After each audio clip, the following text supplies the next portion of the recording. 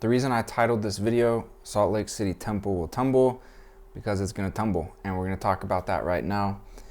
We're going to start with a warning that Moroni gave to us.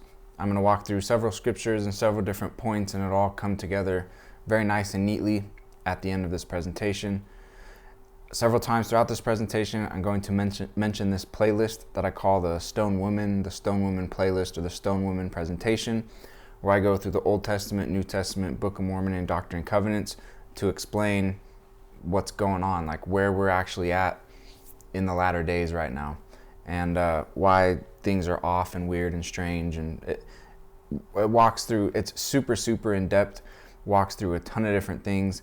And like I said, I'm going to mention it several more times throughout this presentation, because there's going to be things that are just, I'm not going to be able to fully explain, or that can be explained much more in depth. And that's what this playlist is for. It's 12 total videos, as you can see right here, that walks through so many things, like pretty much everything. We're starting with Adam, and we're coming all the way up to right now, and what's it looking like moving forward for us in the last days right now. So Moroni warned us, Mormon 8:35, I speak unto you as if you were present, and yet ye are not. But behold, Jesus Christ hath shown me unto you, and I know you're doing. So Moroni is going, I see you guys. I'm speaking directly to you guys. Jesus himself showed you to me. I see you. And so he's going, and he warns us about our situation. He doesn't give us sweet, kind, soft, inspiring, flattering words. He does the opposite right here.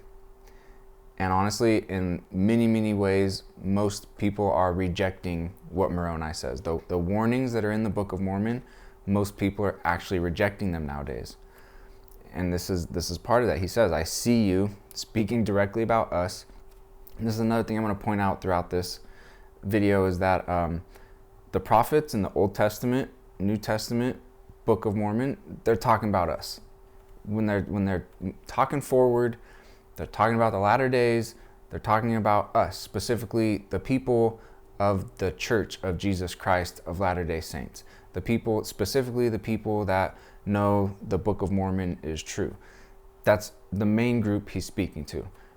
Now, there's also included the rest of the people in the Promised Land, but mainly they're speaking to us. This is Isaiah, Moroni, Nephi, Lehi, Daniel, which we're going to talk about, Jesus Christ himself. They're talking about us. And you need to read that scriptures that way and not exclude yourself from all the unflattering words that these prophets are saying, because there's a very stark difference, which we're going to go through. There's the prophets, they're not saying flattering nice words about us, they're saying the opposite. But then there's another group, the ancient conspiracy, the devil and his church, Lucifer and Cain, the robbers and murderers of Gadianton who infiltrate the governments and the churches. That group, they speak vain and flattering words to us. So Moroni right here is saying, I see you as if you were present. Like he's seen us. Jesus showed us to him. And he says, I know you're doing. And here's what he says about our doings. I know that ye do walk in the pride of your hearts.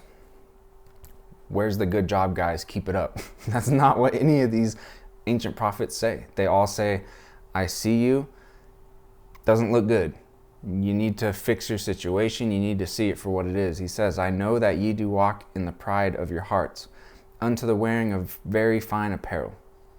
And our most finest apparel we wear on Sundays, right? Unto envying, coveting, wanting, striving for, lusting for material things, for stuff other people have, and strifes, malice, persecutions. I'm not going to get into each one of those, but I know for a fact, oftentimes we read these and we don't look up the definitions of those words, and we're not really quite sure what they mean, and we just move right along. Like, he's speaking to us. Jesus showed us to him. He's speaking to us. He's saying, you're prideful. You're worrying about your clothing. You're trying to dress super nice for no good reason. And there's also envying. You're coveting. You're trying to keep up with the Joneses. You're having fights and disputations and contentions, and you're angry towards people for no good reason. And he's saying that all that and all manner of iniquities, and your churches. Remember, he's speaking to God's people, the Church of Jesus Christ in the latter days. That's who he's speaking to. He says, all manner of your iniquities, your churches, even every one have become polluted. Jesus showed us to him. He's speaking to us.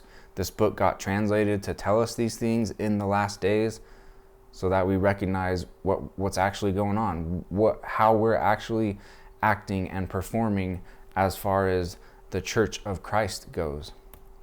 The Lord commandeth you, when ye shall see these things come among you, that ye shall awake to a sense of your awful situation, because of this secret combination which shall be among you.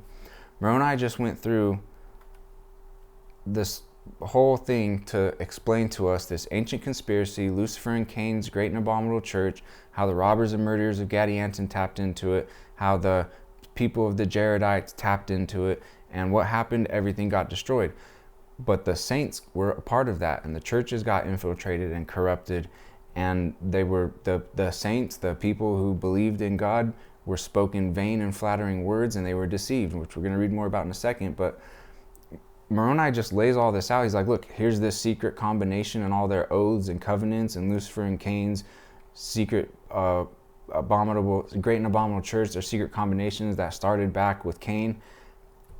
And I'm looking at you and I'm saying it's among you. And he says, wake up. This is very straightforward, and this is what I'm saying in large part. Mormons are Christians in large part have rejected the Book of Mormon, but the Mormons in large part are and have been rejecting the Book of Mormon because they won't take these parts of it seriously. They just take the sweet, flattering parts of it. Jesus blessed the little kids. God will forgive you if you repent, like be kind unto others. Yes, that's all part of the gospel of Jesus Christ. 100%. Not going to say any different. But here's all these other pages where they lay out this entire conspiracy that overtakes the saints. And he's saying, it's among you, wake up. You're prideful, you're worried about your clothing, all manner of iniquities, every single church is polluted. The secret combinations among you, wake up. Helaman 6:39, explaining more about what this secret combination does. They did obtain the sole management of the government. Same thing right now. There's your explanation of all the weirdness. There's your explanation of 2020. There's your explanation of all the kids and all the people getting away with it. The secret combination, Lucifer and Cain's church, their secret covenants, their secret oaths, their secret combinations, total control of the government. There's the explanation. Helaman 6:40, and thus we see that they were in an awful state, ripening for an everlasting destruction. Our situation. He just said, awake to a sense of your awful situation, right here. Thus we see you're in an awful state, ripening for an everlasting destruction. That's us. The prophets have called it out. They're saying it. We have the book so that we can read it and know it and wake up to it. Like, this is all super straightforward. We're just rejecting these parts of the scriptures. Mormon 10:4-5. And if you think I'm crazy, if you think that's not what they're actually saying, like, that is what they're saying. And then Moroni says, I would exhort you that you ask God, the eternal Father, in the name of Christ, if these things are not true. If this sounds harsh, if this sounds wrong, ask God. Moroni just laid it all out. And then after that, he goes, if you don't believe me, ask God. This is what's going on. And he says, he'll manifest the truth of it unto you by the power of the Holy Ghost. You can know the truth of all things through the power of the Holy Ghost. I just told you the secret combinations among you. Infiltration, total infiltration of the government. All your churches are polluted. If you don't believe me, ask God. And Nephi is another prophet that warned us. And this is much earlier in the Book of Mormon, when Lehi, they go get the plates of brass, and Lehi reads them, and he bursts into prophecy. They realize they're the seed of Joseph. They're being taken back to the promised land, the seed of Joseph location, and they both see their posterity, their seed playing out. And they warn us too.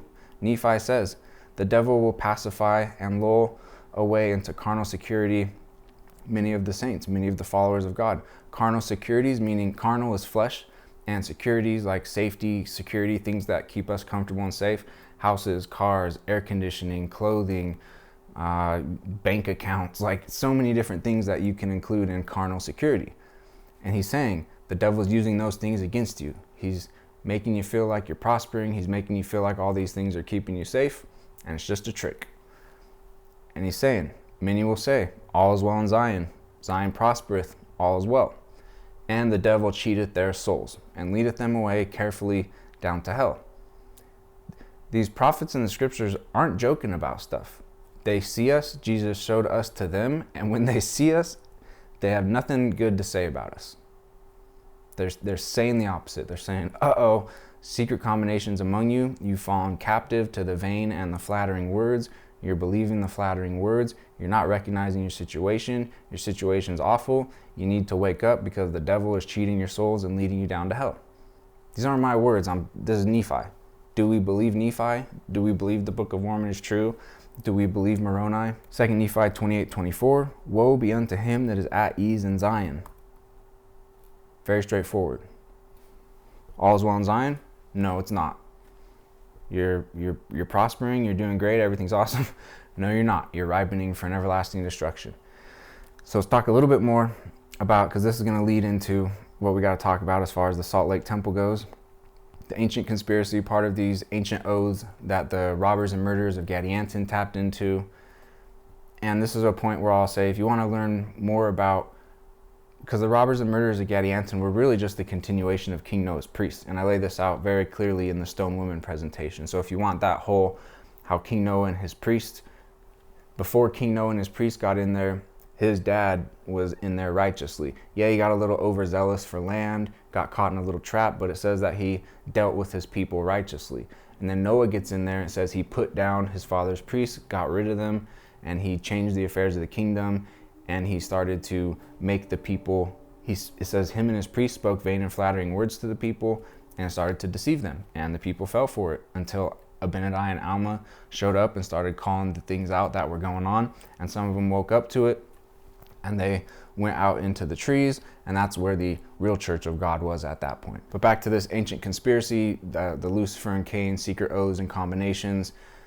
Part of it is that they demolish the old architecture. They demolish the architecture in God's holy places. 2 Nephi 26:22. There are also secret combinations, even as in times of old. Remember this in times of old part. We're going to come back to that in a second.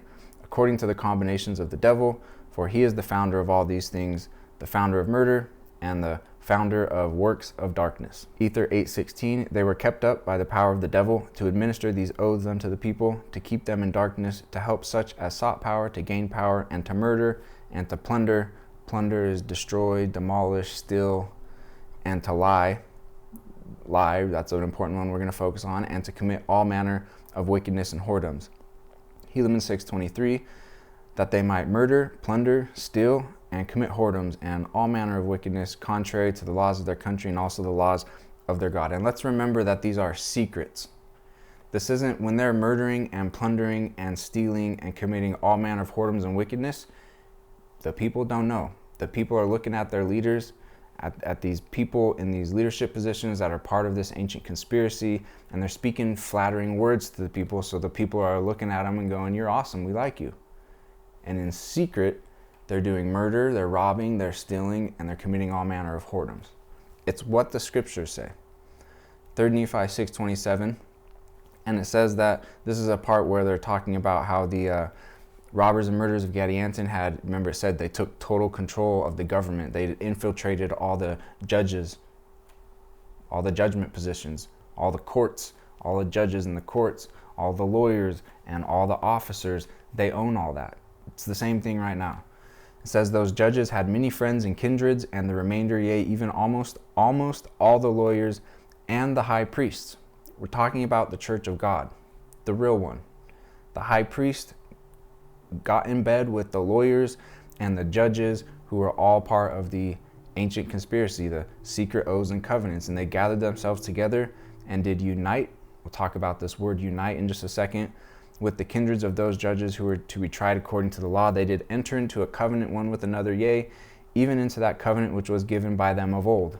These covenants, these plans of old again, which covenant was given and administered by the devil to combine against all righteousness. But all of this is super secret. The people don't know. These people who are doing these ancient oaths and covenants, the evil ones, they're flattering the people, so the people think that they're good people, but they're actually up to this nonsense. 2 Kings 19:25. This is the king of Assyria speaking when he's threatening to come destroy Jerusalem. And we're going to talk about Jerusalem and the real location of Jerusalem in just a second. But he says, haven't you heard long ago how I've done it, and of ancient times I've formed it? And then it explains that's the of olden times, of ancient times, these ancient oaths, these ancient covenants. And it's saying that part of that is to lay waste fenced cities into ruinous heaps. Fenced cities is big stone cities. If you read Old Testament, New Testament, Book of Mormon, they're masons.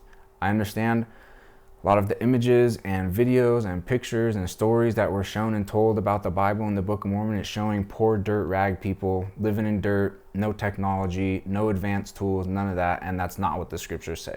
This is where you can go through my Stone Woman presentation. I pull up all the scriptures on the screen and we look through all of it and we see these are advanced masons moving super heavy weight.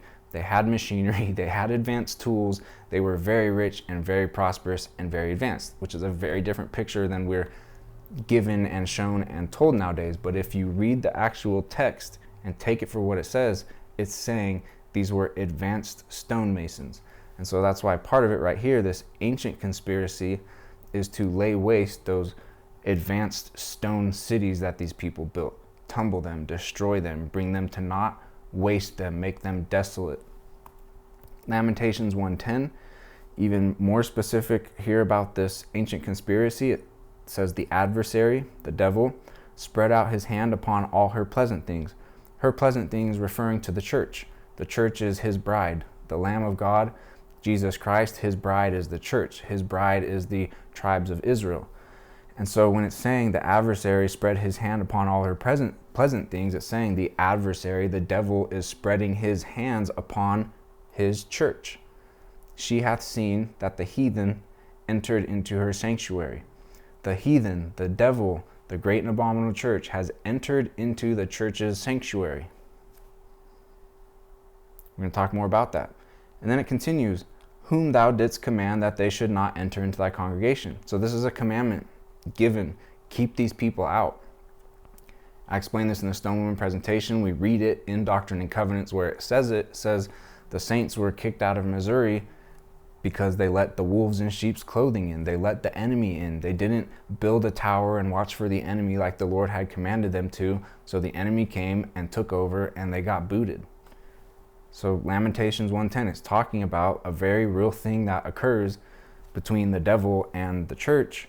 The real church of God says the adversary, the devil, gets hold of the church's pleasant things and enters into the church's sanctuary. And the congregation let it happen. And we'll come back to this one in a little bit. Isaiah 29:16, speaking about the devil and how he does things. He calls it a turning of things upside down. Reversing it, telling it backwards, bitter for sweet, sweet for bitter, good is bad, upside down. Flip it, reverse it, make it backwards. Flattering words, everything's awesome, you're doing great, all's well in Zion, when it's actually the devil cheateth your souls and draggeth you down to destruction. Ether 8:24, the Lord commandeth you, when you see these things come among you, ye shall awake to a sense of your awful situation because of this secret combination which shall be among you. It's among us. The upside down is among us. Now let's take a look at some scriptures that say the ancient conspiracy lies, but they do it with flattering words so that the people think they're awesome. The people think things are good. The people think things are prospering, but they're lying and they're good at it. They're really good at it. They look awesome and they sound awesome when they lie. Mosiah 23:12.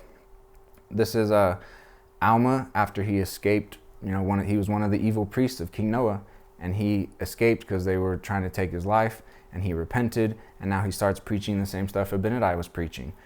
And he has to explain to the people what their situation was, because he was one of those evil priests speaking vain and flattering words to the people and deceiving the people, deceiving the church. And he says, ye have been oppressed by King Noah, and have been in bondage to him and his priests, and have been brought into iniquity by them. Therefore ye were bound with the bands of iniquity. And it said, they were deceived by the vain and flattering words of the king and priests, for they did speak flattering things unto them. We're being spoken flattering things from everywhere nowadays. and it's lies. If you pay attention, and you should be paying attention, and you should be in the scriptures, seeing what the scriptures are saying and likening them to our current day, which is an awful situation according to Moroni and Nephi and Isaiah and Daniel, because we're being spoken vain and flattering words, and we think the people speaking them are awesome, but it's just vain and flattering words when it's actually just lies. Isaiah chapter 30, talking about the people of the church, calling them the children in this case, and it says that they will not hear the law of the Lord. They will not hear what the Book of Mormon's actually saying. Yes, get baptized, follow the Spirit, yes to all that, but all the other pages where it's warning you of this ancient conspiracy that's among you and that you have to wake up to it. Not hearing, not seeing what's going on. And it's saying right here that the people of the church say to the seers, see not, and to the prophets, prophesy not unto us right things. We don't want to hear the truth. We don't want to hear what our situation actually is. Tell us something sweeter. Tell us something more flattering. Inspire us with different words. Speak unto us smooth things. Prophesy deceits. Isaiah's laying it out right here. One of the main reasons we don't understand Isaiah when we read Isaiah is because we think Isaiah is talking about someone else. He's talking about us. He's talking about the church of Jesus Christ in the latter days. He's talking about the people that have the Bible and the Book of Mormon. He's talking about the people that have the stick of Judah and the stick of Joseph. He's talking to us, and he's laying it out, and he's saying, you guys don't want the right things. You're saying, speak unto us smooth things. Give us the flattering words. Jeremiah 5:31 says the same thing. The prophets prophesy falsely, and the priests bear rule by their means, and my people love to have it so. You're being spoken vain and flattering words, and you love it. You like it. You ask for it. You don't actually want to recognize your awful situation and wake up to it. 1 Thessalonians 5:3, when they shall say, this is another huge warning, and in the Stone Woman presentation, I really lay this out, and it's honestly super important for anybody who believes in the scriptures. Go hear what I have to say, and it's not me. I'm pulling up the scripture just like I'm doing right now, but this peace and safety thing, it says it over and over and over and over and over and over again. They're telling you peace. They're telling you peace. They're telling you peace, and there is no peace. They're telling you peace and safety, peace and safety, peace and safety. But what when they say peace and safety, what's coming? Sudden destruction cometh upon them. 2020, what do we hear? Peace and safety, peace and safety, peace and safety. Everything is peace and safety, peace and safety, peace and safety. Safety, safety, safety. Keep you safe, to keep this safe, be peaceful. Destruction cometh upon them. Matthew 10:34. This is Jesus speaking. Think not I am come to send peace on earth. I came not to send peace, but a sword. We got this Christmas hymn or this Christmas song, peace on earth, goodwill to men. Well, the scripture says, Jesus says, I come not to send peace. I come with a sword. And then Jeremiah also warns us, 7:4, trust ye not in lying words, saying. So he's about to say, what are these lying words? He's saying, don't trust these lying words. Here are the lying words that you're not supposed to trust. The temple of the Lord, the temple of the Lord, the temple of the Lord are these. The lying words are these words. The temple of the Lord, the temple of the Lord, the temple of the Lord. We're going to talk about that. Revelation 2:9. The blasphemy of them which say they are Jews and are not, but are the synagogue of Satan. This is a deception that's occurring nowadays, and this one's going to lead into some stuff we're about to start to talk about. But there's a group of people saying that they're Jews, and they're not. It's laid out in the New Testament. I know the blasphemy of them which say they are Jews and are not, but are the synagogue of Satan. They're of the great and abominable church, and they're saying that they're Jews. Now we're going to evaluate Matthew 24. And this was just I was just personally reading the New Testament. And when I read this, I followed the instructions, and that's what I'm sharing with you right now. So on the right side here, I've got the Joseph Smith translation of these scriptures. And then on the left side here is the King James Version. And I wanted to include both because the Joseph Smith translation gives a little bit more insight into things. But the King James Version, you don't have to use the Joseph Smith translation to see the things I'm going to be talking about, but it does give just a little bit extra of insight into what we're going to talk about. So first I'll read over here in Matthew from the King James Version. It says, and this is when the apostles come to Jesus and they ask him about, you said the temple is going to tumble. You said it's going to get destroyed. When's that going to happen? So this is what we're going to read about. Jesus went out and departed from the temple, and his disciples came to him for to shew him the buildings of the temple. And Jesus said unto them, see ye not all these things? Verily I say unto you, there shall not be left here one stone upon another that shall not be thrown down. So Jesus is saying right here, the temple, every stone is going to be thrown down. And the apostles, they ask him, when will this be? And what shall be the sign of the coming and of the end of the world? Okay, so they're asking him, when is the temple going to tumble? And their follow-up questions are, when's the sign of your coming and the end of the world? So and we'll see this more clearly in just a second, but they're looking way forward. They're not looking at right then or in the next few years or anytime soon. They're talking about the last days. They're talking about the end times. That's what they're talking about right here. And Jesus is going to clarify even more right here that this tumbling of the temple is in the last days. It's in the latter days. It's in the end times. And so if we read the Joseph Smith translation right here, it gives us just a little bit more. It says, Jesus went out and departed from the temple. His disciples came to him for to hear him, saying, Master, show us concerning the buildings of the temple, as thou hast said, they shall be thrown down and left unto you desolate. So there's that desolate word, just a little bit more, that the temple is going to be destroyed and left desolate. And then it continues, and Jesus said unto them, see ye not all these things, and do ye not understand them? Verily I say unto you, there shall not be left here upon this temple one stone upon another that shall not be thrown down. Okay, and then it continues, as he sat upon the Mount of Olives, the disciples came unto him privately, saying, so they're coming to him a second time, asking him again about this, asking him for more clarity.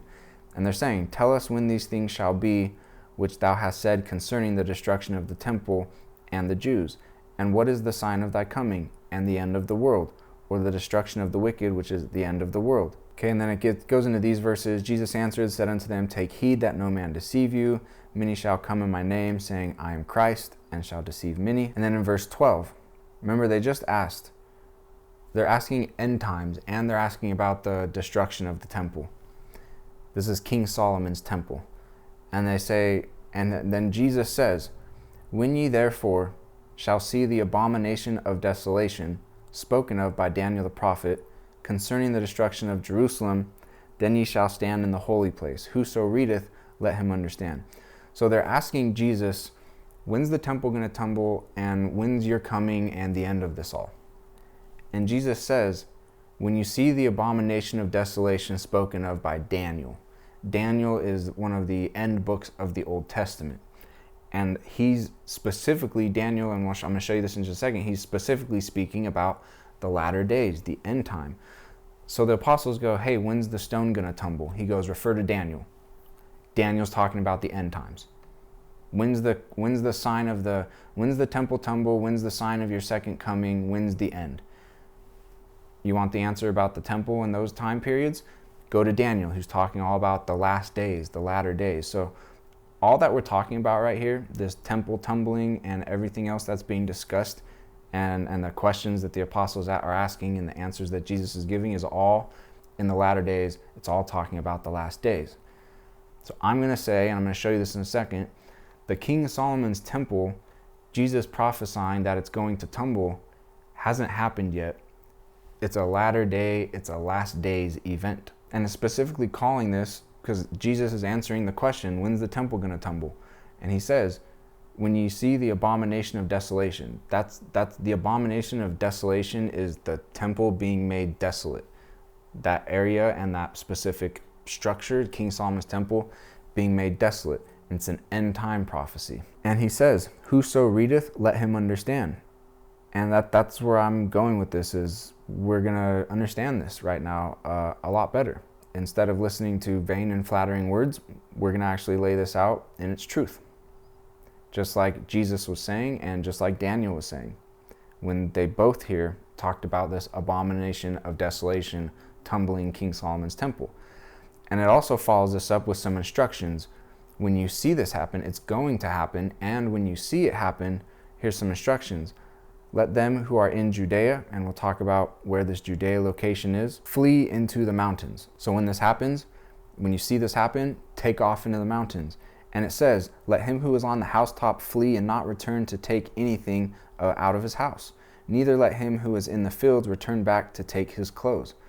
Very specific instructions right here. When this abomination of desolation, when this desolation of King Solomon's temple occurs, the people who are in that area, Judea, flee into the mountains. Don't even go home. If you're on that, it's what it's saying right here. Not return to take anything out of his house. Don't go back to your house. Neither let him who is in the field return back to take his clothes. Nothing. When this thing happens, you flee into the mountains. Is a big part of why I'm making this video, is so that we have this sitting clear for whoever is reading. Let him understand. You might not believe any of this until it happens. Totally fine. When it does happen, remember these two instructions. One instruction: don't go back. Don't go home. Don't try and go get any of your stuff. Nothing. It's already too late. When this happens, the only option is to flee into the mountains. You got a buggy bag sitting at home prepped for when this happens. Don't go get the buggy bag. Wherever you're at, whatever is going on, when this thing happens, when the temple tumbles, flee into the mountains. And then it gives some more warnings so that we can discern this time period even better. It says, there shall arise false Christs and false prophets, and shall shew great signs and wonders, insomuch that if it were possible, they shall deceive the very elect. Okay, these great signs and wonders, we're going to talk about the mark of the beast a little bit later on. These great signs and wonders, the mark of the beast is part of that, and its technology is a part of that, which I'm going to explain in just a little bit. But more instructions is, behold, when they say to you, talking about Jesus, that he's in the desert, don't go forth. When they say he's in secret chambers, don't believe it. So there's going to be this abomination of desolation event that happens. The temple's going to tumble, and he warns people, escape into the wilderness. And then he's giving more on top of that. He's saying, after that happens, when that happens, there's going to be people coming up, and they're going to show great signs and wonders. They're going to say, Jesus is here, Jesus is there. He says, don't believe them, don't participate in any of that. It's all lies. And then he says, the truth is, as the light cometh out of the east and shineth even unto the west, so shall also the coming of the Son of Man be. They're gonna have signs and wonders. They're gonna be performing miracles with the mark of the beast. I'll explain that in a second. They're gonna say Jesus is here, Jesus is there. It's probably gonna look like that could be the case, but God is warning us, that's all lie. Don't listen to it. When I come, it's gonna be like the sun rising in the east and coming to the west. It's gonna be that obvious, like the sun rising, turning the dark. The sun starts to rise and starts to shine light on everything. It's gonna be that obvious that that's the coming of Jesus Christ. Anything else, any other things that are getting said, secret chambers, or it's in the desert, none of that's going to be true. And then verse 34 says, verily I say unto you, this generation shall not pass till all these things be fulfilled. Now, a lot of people will take this as Jesus is speaking about the people that are alive at that time period, and all this is going to happen for those people that are alive that he's talking to right then. No, we're talking about, remember, he just laid out, they're asking about the end times. So this is the end times we're talking about. And then he referred them, them who's answering, and us to Daniel. And Daniel's talking all about the end times. So we're talking about the end times. And he says, this generation shall not pass. The generation of the end times in which these things happen, that generation won't pass till all these things be fulfilled. So the generation that sees the abomination of desolation, that sees that happen, and the things that come after that, those people, they're not going to pass. It's all going to happen in that generation. And the Joseph Smith translation here gives us even better insight into it. It says, verily I say unto you, this generation in which these things shall be shown forth shall not pass away until all I have told you shall be fulfilled. So now let's read the warnings from Daniel and the abomination of desolation that he talks about. Daniel 10:4. He's visited by an angel, and the angel says, I am come to make thee understand what shall befall thy people in the latter days. So apostles go, hey, when's the temple going to tumble? Jesus goes, refer to Daniel and the Abomination of Desolation. And the angel is telling Daniel, I'm going to make you understand what's going to happen in the latter days, the last days. This is a last days event, a latter days event, speaking to the latter day saints. And then another part of the verses, I'm not going to pull all them up right now, but the angel is explaining to Daniel that there's going to be these evil men arising and having much power and causing a lot of problems and stuff like that. And one of them, it says, he's going to set his heart against the Holy Covenant. The Holy Covenant is the Book of Mormon, the new covenant. It's that. It's the actual church of Christ. His heart shall be against the Holy Covenant. Again, this is a latter days. It's speaking about the Holy Covenant people in the latter days. Let's connect the dots here. Daniel 11:30 says the same thing again, talking about one of these evil people that rises up and has great power in the last days. It says he shall be grieved and return and have indignation against the Holy Covenant. He's going to be against the Holy Covenant people in the latter days. And it says he's going to have intelligence with them that forsake the Holy Covenant. This is going to tie into the mark of beast, which we're going to get into in just a second. But there's going to be people that stick to the Holy Covenant. When they see the Abomination of Desolation, they're going to flee into the mountains. But the ones that go back home because they don't want to abandon all their stuff, they're going to get trapped in this mark of the beast system. And it says they're going to have that this evil ruler in his systems is going to have intelligence with the Holy Covenant people. Artificial intelligence. I'm going to talk about that more in just a second. That's what the mark of the beast is. Daniel 11:31, referring to the abomination of desolation, says, they shall pollute the sanctuary of strength. Didn't we just read back here in Lamentations? The heathen entered into her sanctuary. The devil entered into the church's sanctuary. And then Daniel saying right here, speaking about this abomination of desolation that Jesus Christ referred us to when he was asked about the tumbling of the temple, he said, they shall pollute the sanctuary. They shall place the abomination that maketh desolate.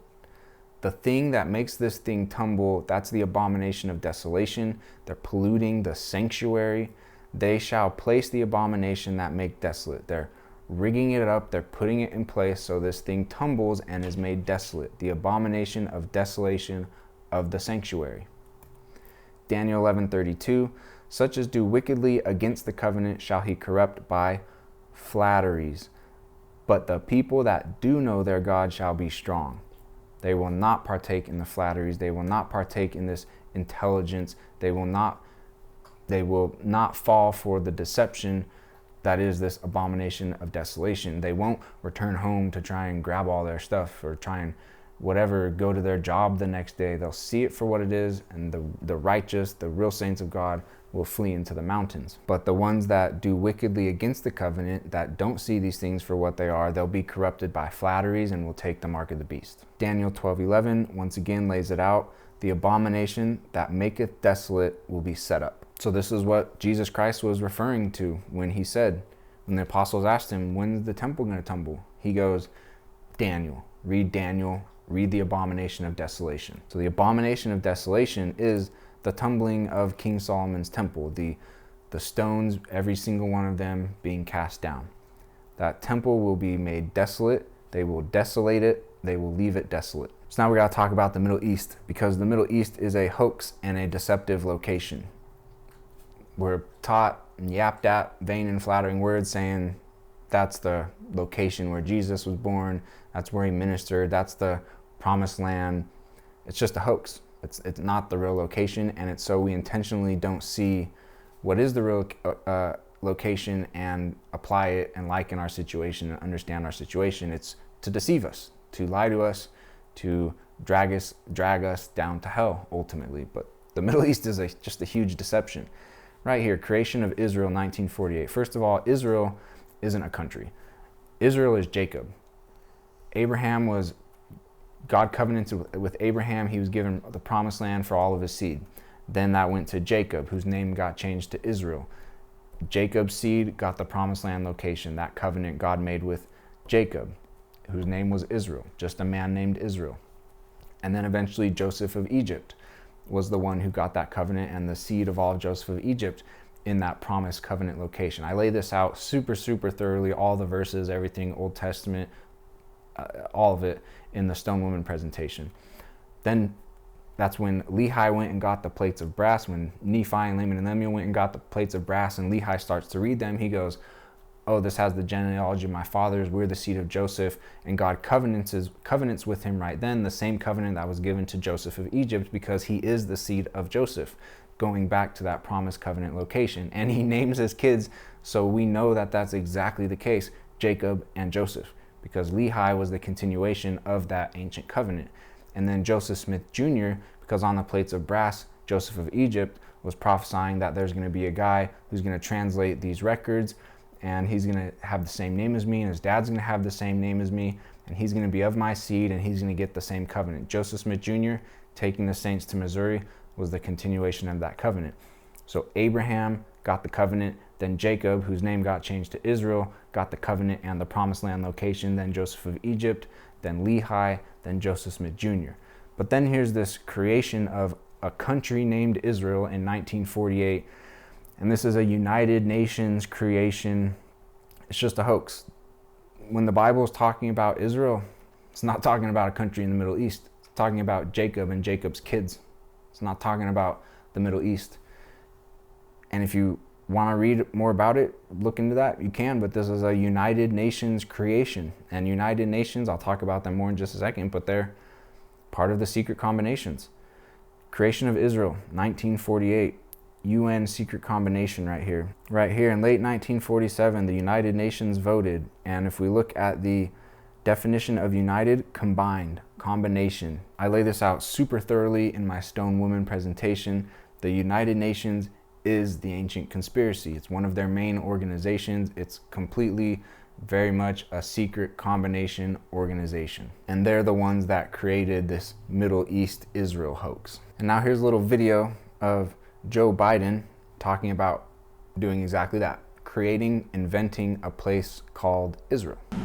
We're also going to discuss the ironclad commitment, and this is, I'll say this 5,000 times in my career, the ironclad commitment the United States has to Israel based on our principles, our ideas, our values. They're the same values. And I've often said, Mr. President, if there were not an Israel, we'd have to invent one. We'll come back to young Joe Biden in just a second, but he just said, if there were not an Israel, he says, I've always said this, if there were not an Israel, we'd have to invent one. Remember the robbers and murderers of Gadianton?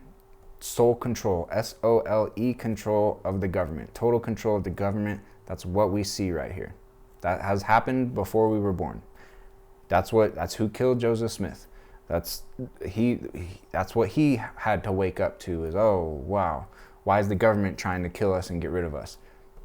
The robbers and murderers of Gadianton, sole control of the government. That's why. And then here's one of these top people in the government saying, oh yeah, if there were not an Israel, we'd have to go out and invent an Israel. How is that even on your mouth? How do those words even exist in your head and on your tongue? Inventing an Israel. Unless that's something that you guys actually did, and you're just slimy and your words speak is devilish. And now let's watch this younger Joe Biden talk about the exact same thing. It is the best $3 billion investment we make. Were there not an Israel, the United States of America would have to invent an Israel to protect her interest in the region. The United States would have to go out and invent an Israel. How is that on these people's tongue? Because that's actually the type of stuff that they do and they did. And they're using it to deceive us about our actual current situation.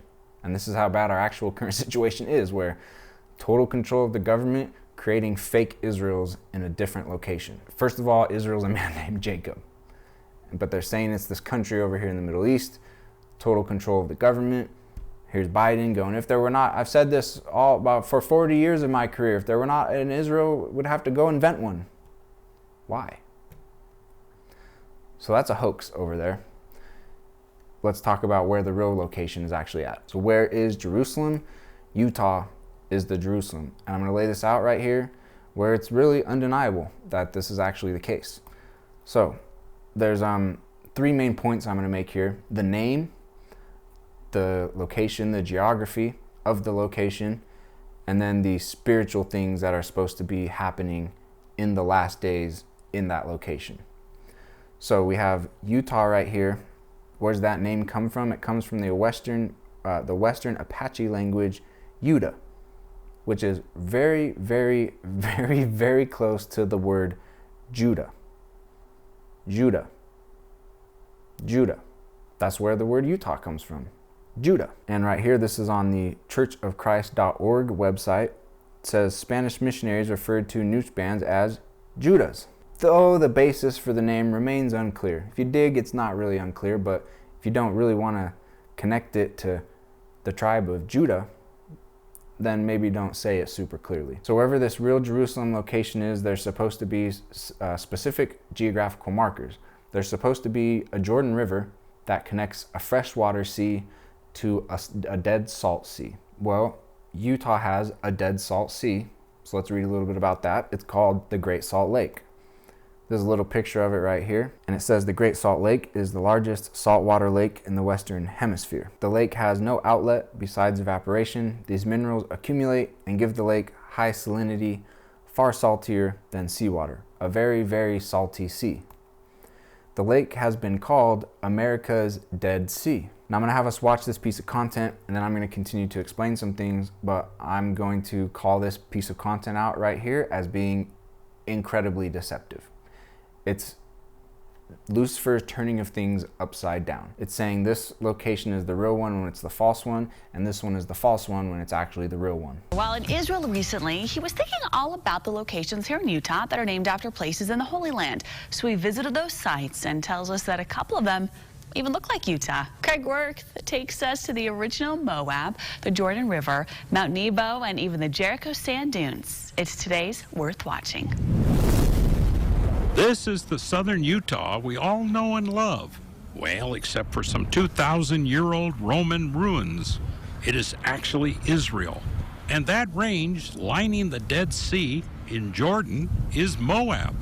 There is no doubt that this is Moab. Now, up on top of that range is Mount Nebo.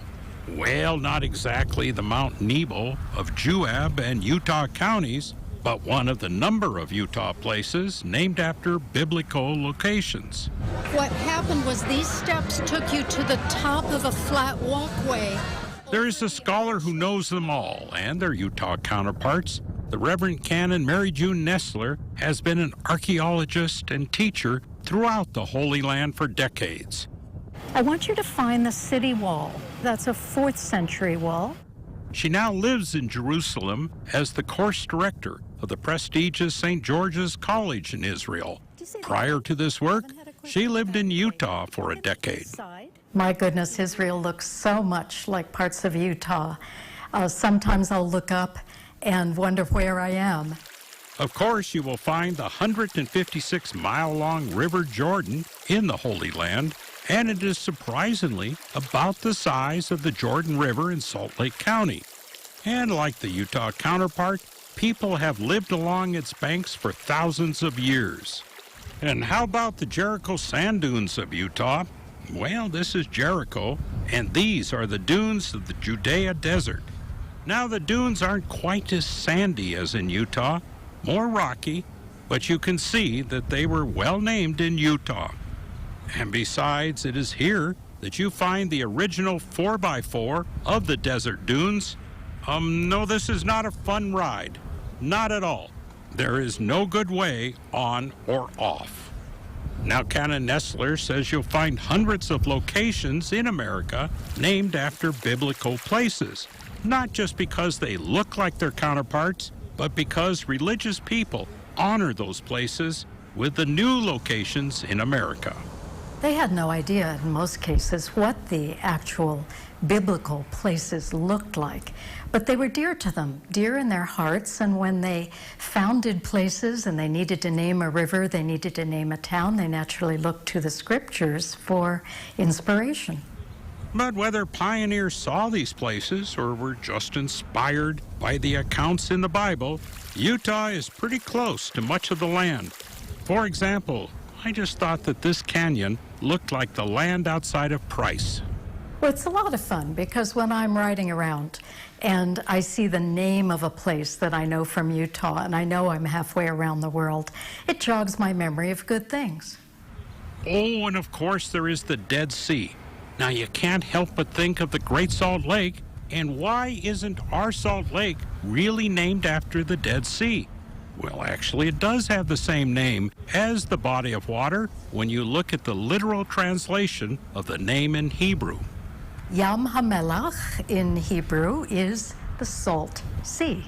So Utah has a Great Salt Lake, and Israel and Jordan have a Great Salt Lake. But in Hebrew, it has pretty much the same name. Exactly the same name. And there is the same issue when one floats like a cork in this water. You usually do it only once. But again, it's interesting to see Utah is a lot like the Holy Land in topography, well, except for the Roman roads. Well, do you see Utah here? Okay, in your imagination. So, exact matches, and I'll show you more of this. Which one's the real one? The UN invention in 1948? Or is it the Utah one? I'm going to say it's the Utah one, and I'm going to lay this out more clearly. And wow, what a coincidence. Well, they both have the same name in Hebrew. Yeah, they do have the same name in Hebrew. How amazing. Vain and flattering words. Lies and deception, turning of things upside down. One location is the real location, and one location is the false location. Which is which?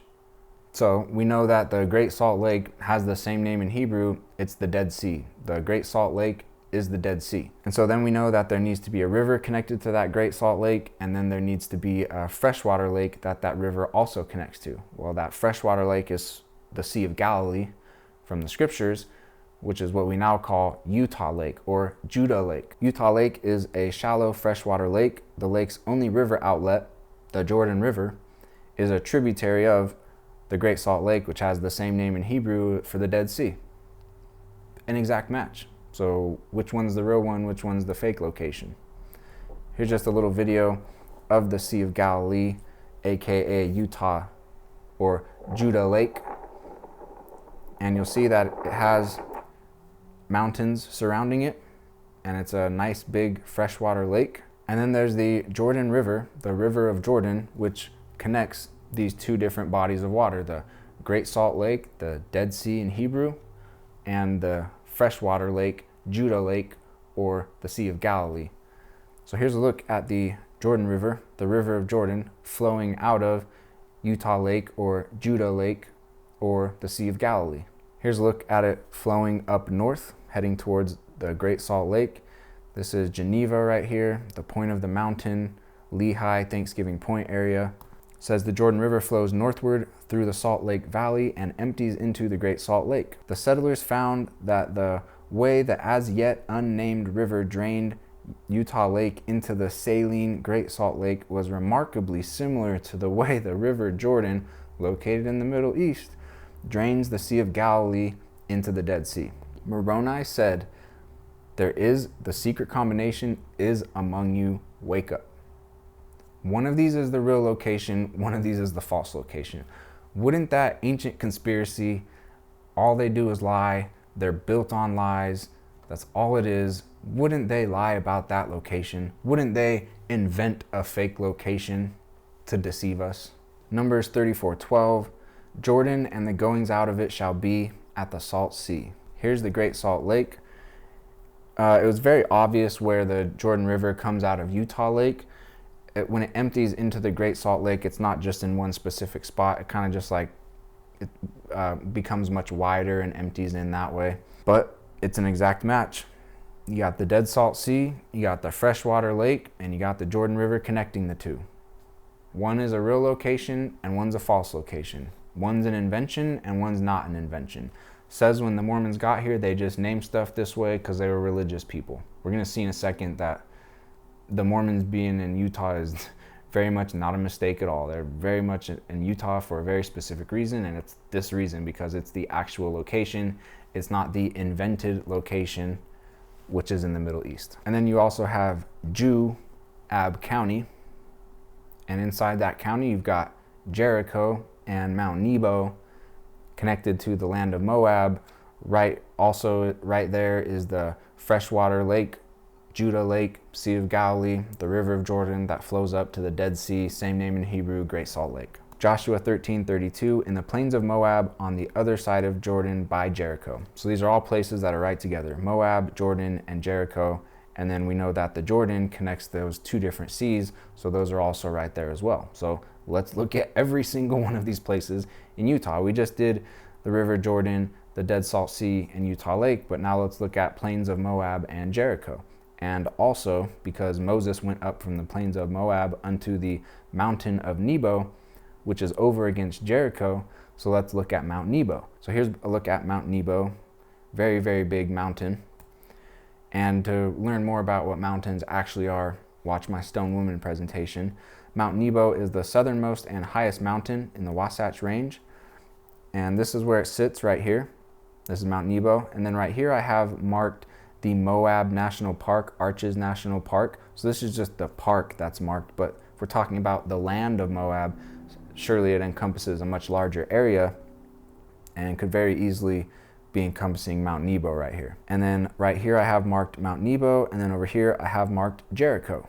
And remember in the video they talked about, oh yeah, in the Middle East location, it's a much rockier Jericho, but the one in Utah is so sandy and nice, and even a better match than over here in the fake Israel. So Jericho was so named on account of its desolate, isolated, and sandy surroundings. And when the scriptures talk about Jerusalem, talks about it being left desolate. And here we have a Jericho being named because it's desolate and it's super sandy, more of a match than the invented Israel in the Middle East. And this is a picture of it right here, and it's in a place called Ab County. Let's take a little bit more of a look at some desolate wastelands in Utah, because if you read the scriptures right here, Isaiah 6:11, cities wasted without inhabitant, houses without man, land be utterly desolate, speaking about Jerusalem. Another one from Isaiah, saith to Jerusalem, the cities of Judah, I will raise up the decayed places thereof. So saying there are decayed places, they'll be raised up, but speaking about decayed places. Isaiah 61:4, build the old waste, raise up the former desolations, repair the waste cities, desolations of many generations. Speaking again about Jerusalem and its surrounding locations. Jeremiah 4:7, make thy land desolate, cities shall be laid waste. So if wherever is the real Jerusalem location should have all those Sea of Galilee, Jordan River, Mount Nebo, land of Moab, Jericho, all that, plus a bunch of desolate cities. So let's look at some desolate cities in Utah. This is Silver City, Utah right here, where you can see there's a desolate city right here that's covered up with dirt and shrubbery. What we would think of this as a mountain or a hill is actually just this old stone architecture sitting in ruin. And the people that lived in Jerusalem that were masons, and they built expert masonry. I walked through all this in my Stone Woman presentation, and so we should see expert stone masonry sitting in ruin in the real location, and that's exactly what we're looking at right here. Same thing, Great Salt Lake.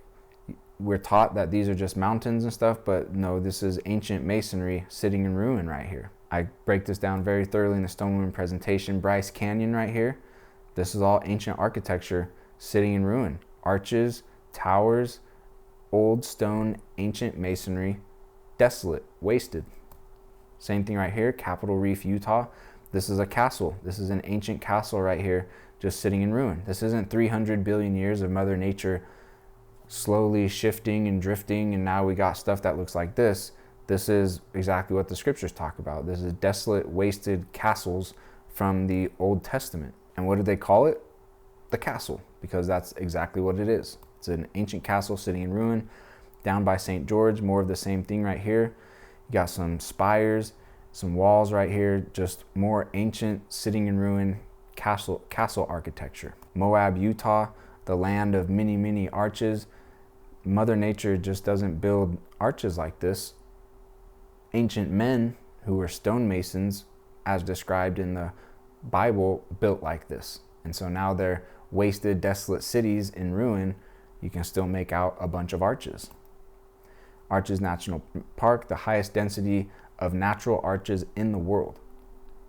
Are they Mother Nature from 300 billion years of very slow progress?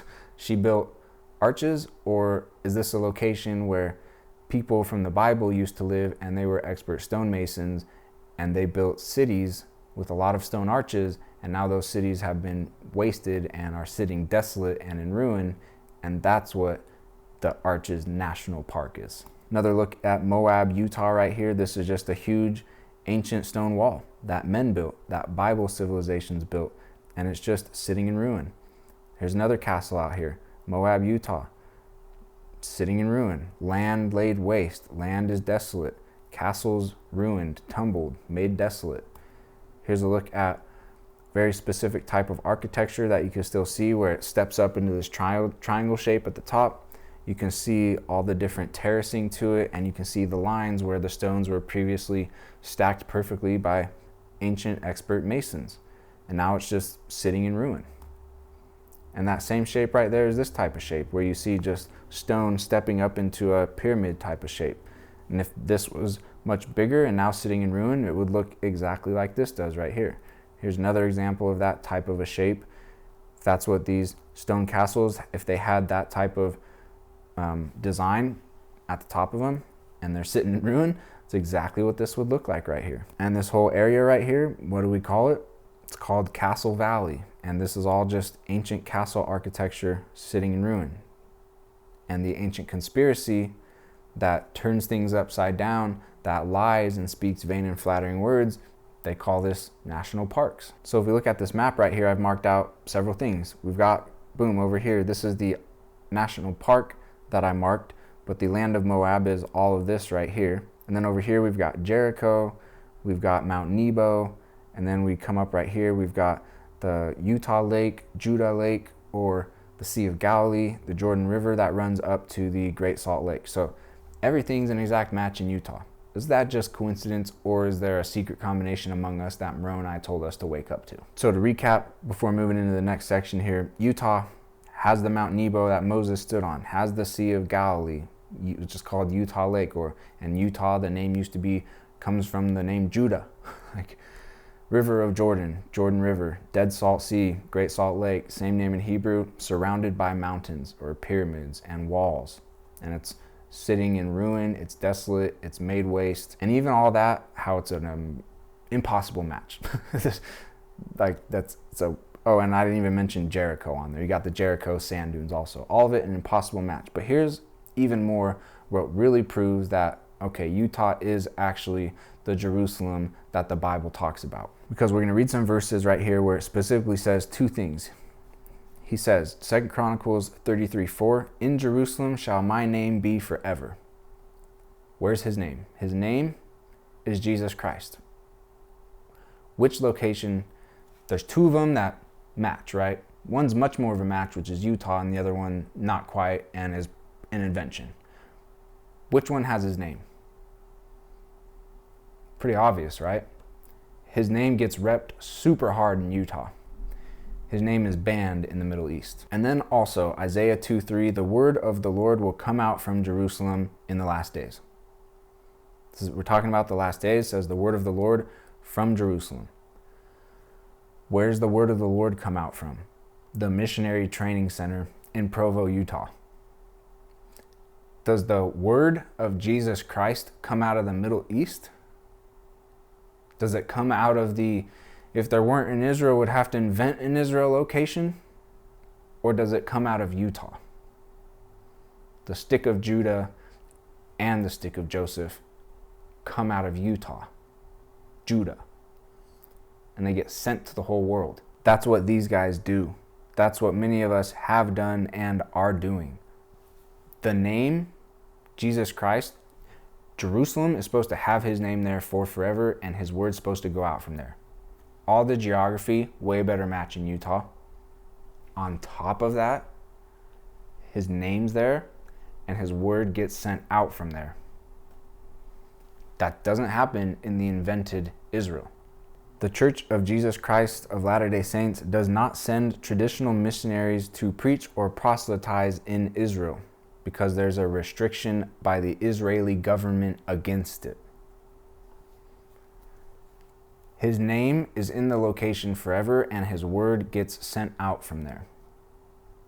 That only happens in one location, which is Utah. And also Isaiah 2:2, we'll read more about this verse in a second, but also another thing that has to happen is all nations need to flow into that place. That can work for the Middle East. A lot of people go there because of the hoax, and they've told us all vain and flattering words that all that happened over there.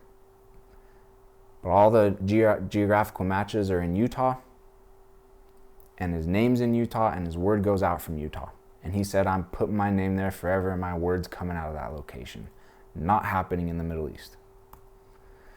And when you look in front of the Salt Lake Temple, there's this sign, which is that same verse, Isaiah 2:2. And Isaiah is only talking about Jerusalem. And he says, it shall come to pass in the last days that the mountain of the Lord's house shall be established in the top of the mountains and shall be exalted above the hills, and all nations shall flow unto it. This sign sits in the real location. This scripture is describing the real location, and this sign is sitting in the real location saying this is the real location. This sign does not make sense here if this isn't the real Jerusalem. If the real Jerusalem is in the Middle East, then this sign needs to be over in the Middle East. And also his name needs to be in the Middle East, and his word needs to come out of the Middle East. None of that happening. All of it happening in Utah. And all nations flow unto Temple Square and the Missionary Training Center in Utah, Judah. So now we need to talk about this masterful piece of stone masonry architecture that's currently called the Salt Lake City Temple, or the Dead Sea City Temple, King Solomon's Temple.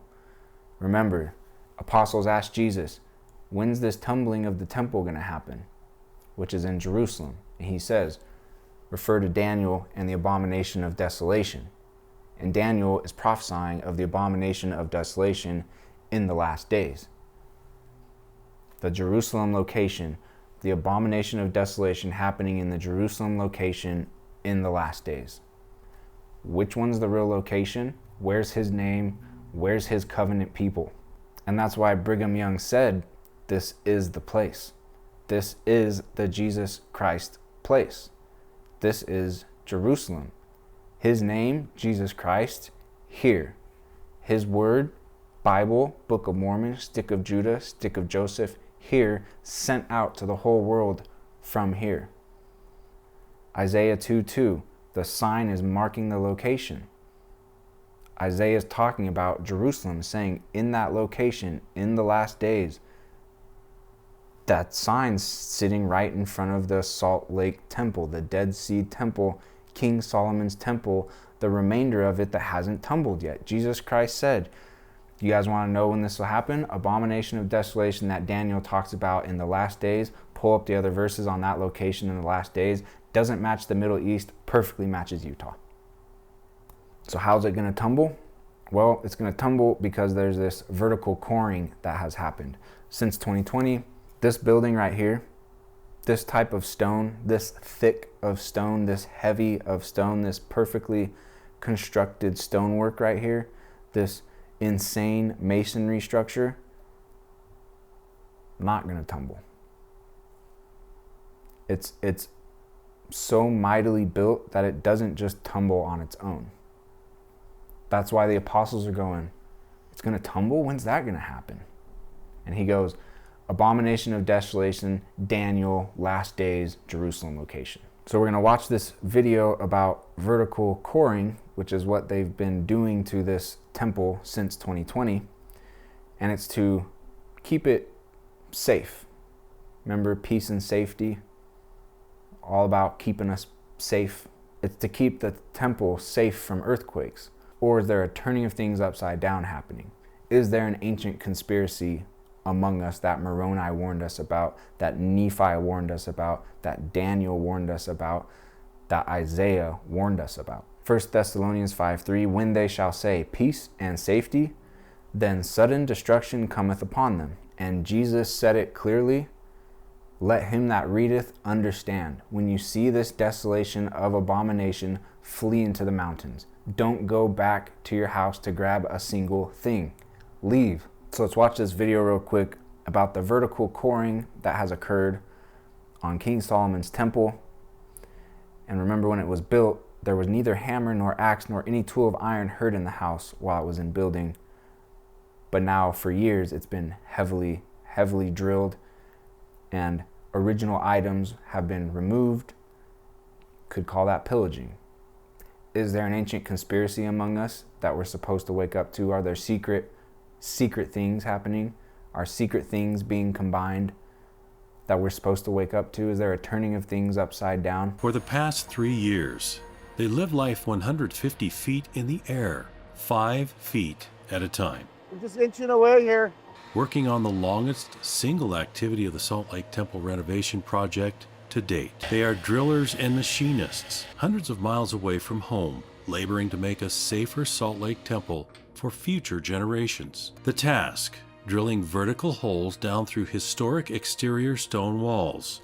That are actually being drilled from the top of the spires all the way down, right in between these jack and bore casings. Like threading a needle, to be sure. A precision process called vertical coring uses hollow diamond-edged drill bits to core out the temple's granite-like stone. This involved 2.5 miles of vertical coring through the structural walls of the historic temple.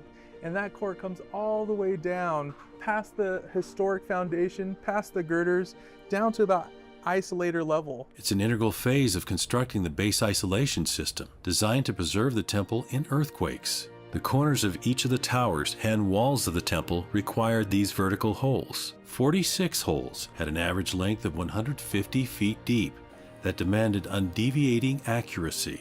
The purpose, so post-tension cables like these can attach to the reinforced steel roof and towers at the top, and to the newly constructed footings and transfer beams below. The bundle of cables in each of the 46 holes are then pulled to a tension of 500,000 pounds. Now they say that vertical coring is to keep it safe from destruction. That stone is insanely thick. Drilling a bunch of holes in it weakens it. And if you fill those holes with something that could potentially explode, or however that might work to weaken it even more, make it crack even more, whatever it might be, that's not a way to strengthen that stone. That stone was already strengthened. That's the stone that the apostles are going, that's going to tumble? How's that going to happen? When's that going to happen? Daniel, Abomination of Desolation, last days. He who readeth, let him understand. The abomination of desolation of the ancient temple, of King Solomon's temple, the one that the apostles asked Jesus about, that abomination of desolation has been set up. What the timeline is for when it tumbles, don't know. Doesn't seem far though. I don't think it's far. And I also don't think the mark of the beast is far, which we're going to talk about in just a second. But just to remind us right here, Jesus said, when ye therefore shall see the abomination of desolation spoken of by Daniel the prophet, who is prophesying about the covenant people in the last days, concerning the destruction of Jerusalem, then ye shall stand in the holy place. Whoso readeth, let him understand. And Moroni is warning us, hey, the secret combinations among you, wake up. And Jesus is saying here, when you see it, let them who are in Judea, which if Utah is Jerusalem, Utah is Judea, let them who are there flee into the mountains when you see it happen. There's very specific instruction right there. And you might not think this is real. Totally fine. I get it. But when it happens, don't go home. Let him who is on the housetop flee, and not return to take anything out of his house. Neither let him who is in the field return back to take his clothes. You got to go into the mountains. What happens from there? I don't know. Have some faith. God's got a plan. But see it for what it is. It's the abomination of desolation that Daniel talks about, and that's what Jesus referred the apostles to when they said, when's this temple going to tumble? Daniel 11:30, talking about the people setting up the abomination of desolation against the holy covenant people. And it says they shall have intelligence with them that forsake the holy covenant. So the people that don't flee into the mountains, there's this intelligence thing that they're going to place on them. And that's what's called the mark of the beast. And we read about this in Revelation in the New Testament.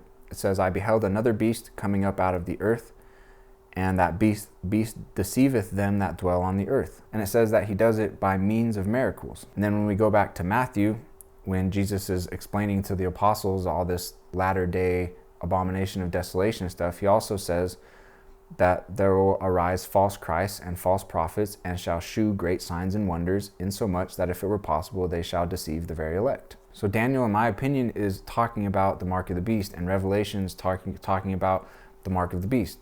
They're talking about the same stuff, that this beast will cause everybody, except for the ones that escape into the mountains probably, both small and great, rich and poor, free and bond, to receive a mark in their right hand or in their foreheads, that no man might buy or sell save he had that mark. So there's going to be this thing that's got to go in your wrist or in your head in order to buy and sell, in order to use your money, in order to enter stores, in order to order things. If you want your money to work, you have to take this mark. Doesn't matter how much money you have, doesn't matter if you're free or enslaved, small, great, rich, poor, free or bond, everybody will receive a mark in their hand or their forehead in order to buy and sell. And the conditioning for this is already in place. I know a lot of you are going to think this is silly. This is it. All these little taps and beeps to get into stores to be able to use your money everywhere. It's conditioning for what's coming. It's getting you used to it. It's priming you for it. Beep, you can come into the store. Beep, you can pay. Beep, you can transfer money. Beep, you can order this item to your house. Beep, you can just swipe your palm, and now you're able to use your money. And then there's Neuralink, one of Elon Musk's companies, where they're putting implants into people's heads to connect them to intelligence, artificial intelligence. Like the scripture said right here, they're going to be against the Holy Covenant people, and they're going to have intelligence with them that forsake the Holy Covenant.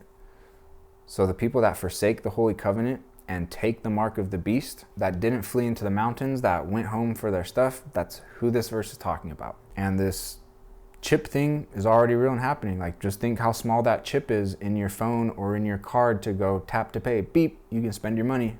All right, just put that in the wrist now. Beep, same thing. And then one of the things they're saying about this brain chip right here, microchip implant, is an electronic device implanted subcutaneously, subdermally, or under the skin, usually via an injection. Neuralink is an American neurological company that has developed implantable brain computer interfaces to hook you up to intelligence. The people who go against the covenant and take this are getting hooked up to artificial intelligence, just like Daniel warned about. And it's not of God, it is 100% of the devil, and we've been warned by all of these prophets. And it says in Revelation 14:10, those that take it, here's what happens. You will receive the wrath of God, and you will be tormented with fire and brimstone. They're going to sell this computer chip, hook up to AI. They're going to perform miracles with it. People are going to walk, people are going to see. It's going to be Jesus type miracles via technology, via AI, via the mark of the beast. And it says the ones that take it, the ones that abandon the Holy Covenant and go back to their houses and believe and do all this stuff, they get the wrath of God and they get tormented with fire and brimstone. But the people, the saints that don't, here's the patience of the saints. Here are they that keep the commandments of God and the faith of Jesus. Real believers and followers of Jesus will see the abomination of desolation for what it is, will not take the mark of the beast. Isaiah 32:7, the devil deviseth wicked devices to destroy. Alma 30:42, the devil works devices that he may destroy the children of God. Ether 8:25, to overthrow the freedom of all lands, nations, and countries, and to bring to pass the destruction of all people, for it is built up by the devil, who is the father of lies. The Lord commandeth you, when ye shall see these things come among you, you shall awake to a sense of your awful situation, because this secret combination is among you. The prophets have warned us. They have not spoken vain and flattering words to us, telling us peace and safety. They're telling us, look out, wake up, see it for what it is, withdraw, don't participate. When the abomination of desolation happens in the proper Jerusalem location, flee into the mountains. And when these things occur, in that generation, when all these things are shown forth, they shall not pass away until all I have told you shall be fulfilled. Jesus Christ is the only name that saves. There's no man, there's no tech, there's no alien, there's no cryptocurrency, no economic system, no politician, no leader, none of that will save us from this. It's only Jesus Christ. We have to follow him and we have to cry to him. And there's only one place that has his name for forever. And from that place, his word gets sent out to the whole world. And that is Utah.